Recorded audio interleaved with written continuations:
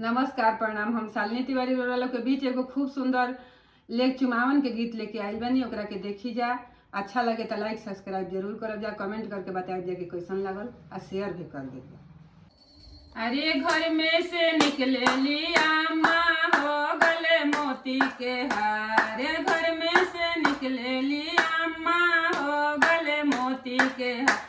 अरे धीरे चुमई हो बबुनिया हो अभी लड़का नादान, धीरे चुमई हो बबुनिया हो अभी लड़का नादान। घर में से निकले ली चाची हो गले मोती के हार, घर में से निकले ली चाची हो गले मोती के हार। धीरे चुमई हो बबुनिया हो लड़का हो नादान, धीरे चुमई हो बबुनिया हो अभी लड़का नादान। घर में से निकले ली भाभी हो गले मोती के हार, घर में से निकले ली भाभी हो गले मोती के हार। धीरे चुमई हो ननदिया हो अभी लड़का नादान, धीरे चुमई हो ननदिया हो अभी लड़का नादान। घर में से निकले ली दीदी हो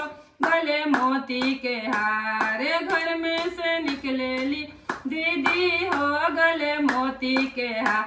अरे धीरे चुमई हो बहिनिया हो अभी लड़का नादान, धीरे चुमई हो बहिनिया हो अभी लड़का नादान, धीरे चुमई हो बहिनिया हो अभी लड़का नादान। चुमई हो बहिनिया हो अभी लड़का नादान।